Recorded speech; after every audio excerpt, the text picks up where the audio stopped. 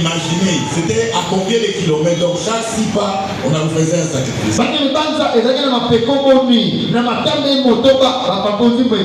Ici, quand on nous demande de contribuer, nous commençons à reméner.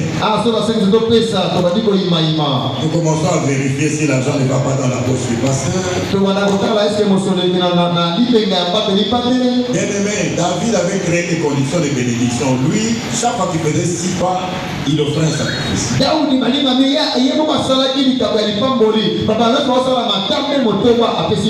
Il a oublié son titre de roi, il commença à danser devant l'Éternel.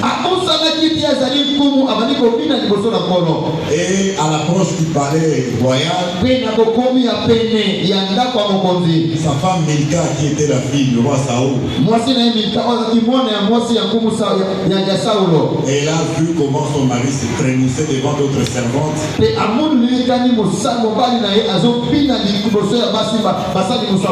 Sûrement qu'elle était jalouse que le roi puisse se découvrir comme ça devant d'autres femmes. La Bible dit qu'elle a méprisé son mari de son cœur. Et quand son mari est arrivé, il lui a dit, mais comment toi tu peux te découvrir comme ça devant d'autres servants? La fille David se ferait encore davantage. Bien aimé, pour avoir méprisé le serviteur de Dieu, la fille de Saoul est morte sans enfant. Bien aimé, quelquefois la stérilité, c'est pas la sorcellerie. Nous avons des cas de stérilité dus à notre propre marche. Alléluia. Amen. Mais cette illustration-là nous montre quoi? Alléluia. Amen. Bien aimé, nous devons voir que l'église n'est pas la même chose qu'une salle de fête.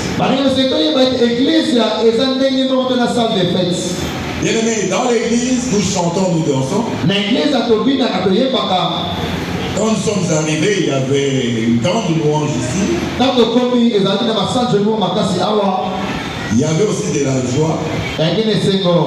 Tout comme les gens qui reviennent d'une salle de fête, il y a la joie toute la nuit, les gens dansent.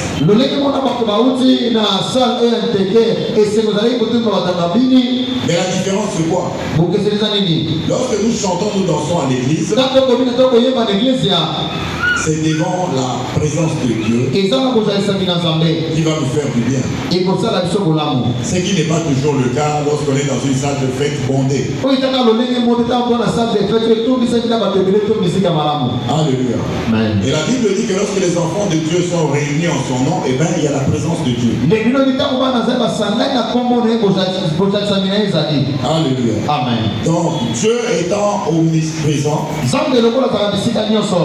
il a une façon spéciale de demeurer au milieu de son peuple.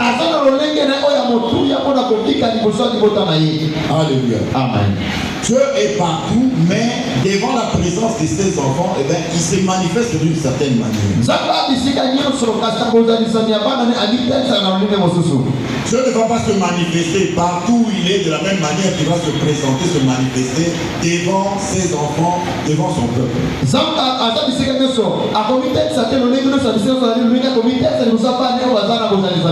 Et David avait besoin, il est devenu roi, mais il avait besoin de cette présence parce que cette présence de Dieu était représentée par l'arche de l'Éternel.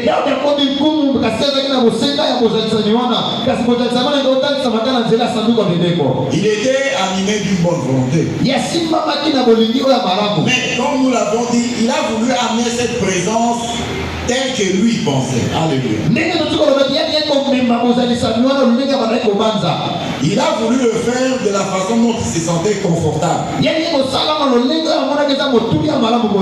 David ne voulait pas fatiguer les gens pour qu'ils transportent l'arche sur une longue distance.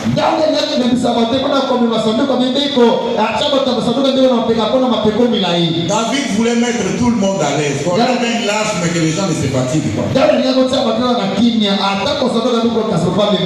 Mais ça a engendré un problème. Le fait de chercher la présence présence de Dieu, pas selon la volonté de Dieu, mais selon mon pensée à nous, ça a provoqué la mort de Uza.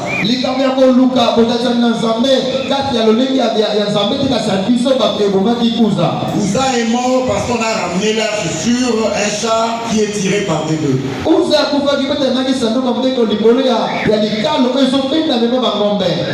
Bien aimé, le Dieu que nous servons, c'est un Dieu amour. Mais, moi qui étant amour, à un certain moment, il devait un lion.